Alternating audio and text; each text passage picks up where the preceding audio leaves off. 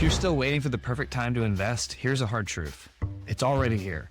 Let me show you why your age doesn't matter, your income doesn't matter, and if you're waiting to start investing, it might cost you your dream life. Grab a drink, take a seat, let's talk about it. What's up, y'all? It's Brian. Let's start with the most important part. Before you invest a single dollar, it's important to understand why investing is one of the most powerful tools for improving your life. It all starts with the power of the dollar. We need shelter, nourishment, safety, and we also need money for things that we want. We want to use money to pay for things that bring us happiness. So in order to have the essentials, we have to work a job. We have to find a way to make money, and that takes up our time. So if I had a whole bunch of money and I wouldn't have to spend my time to pay for the essentials, having a bunch of money would represent freedom. I would have the freedom to spend my time how I want. And if I had a bunch of money, then I could use it to purchase things that make me happier or pay for experiences that bring me happiness. So money can represent time, freedom, and happiness. Anytime I squander my money, if I spend it on something that doesn't really bring me value, I'm squandering a piece of my life.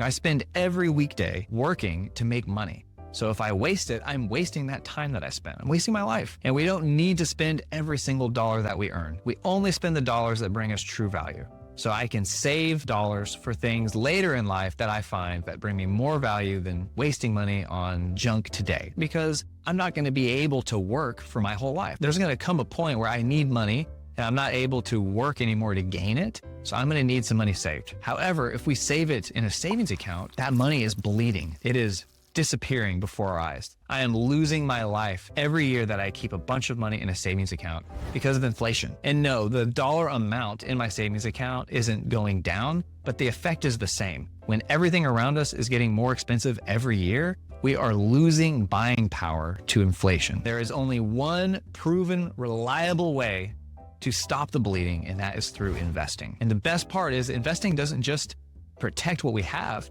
We can also use investing to make more money. I can make my money work for me until there's a time when my money is making so much money for me that I no longer have to spend my time to earn money again. If you can understand that principle, that will put you ahead of 99% of people. But knowing why investing is important isn't enough. You also need a plan. You don't need to be rich to start investing. You just need to be smart. Now, a lot of people point to Elon Musk as an example, like, oh my God, he's so rich. He's got so much money that if you saved $1 million every single year, you would have to work and save for 300,000 years before you would ever catch up to Elon. So what's the point? If it takes so long and you need so much money to invest, yes, the math is true. If he has $300 billion and you saved $1 million every year, 300 billion divided by 1 million, that's 300,000 years. But Elon Musk didn't just save his money in a savings account, he invested. If you invest $1 million every year with average stock market returns, which is about 10%, it's only going to take 108 years to reach $300 billion. That's the power of investing, going from 300,000 years to 108 years. I know I said you don't need to be rich, but this works at all levels of income. If I have $1,000 that I am able to invest every year at 25, this is the $1,000 that I would have used on DoorDash, spending money on extra whiskey or buying a new car. The $1,000 of junk spending I can substitute for $2,000 at a later date for something that brings me much more joy and much more value to my life. And you don't have to just invest $1,000 once and then never invest again. If I invest every year for the next 40 years until I'm 65, then I've got $486,000 that I've traded for $1,000 worth of junk spending every year. I will find much more value for $500,000 when I'm 65, ready to stop working. It's gonna bring me so much more happiness to have invested that $1,000 along the way. And that's just with average stock market returns, about 10% per year. And I've referenced that a lot. So how do you get average stock market returns? You can't invest in just a single company, because a single company can go out of business one day. If I invested in Blockbuster, I might have done well for a while over a 10-year period, but then the next 10 years, Blockbuster goes out of business and I go to zero. I lose all my money. The way you get average stock market returns over a 10, 20, 30-year period is by investing in the entire US economy, or even the entire world economy.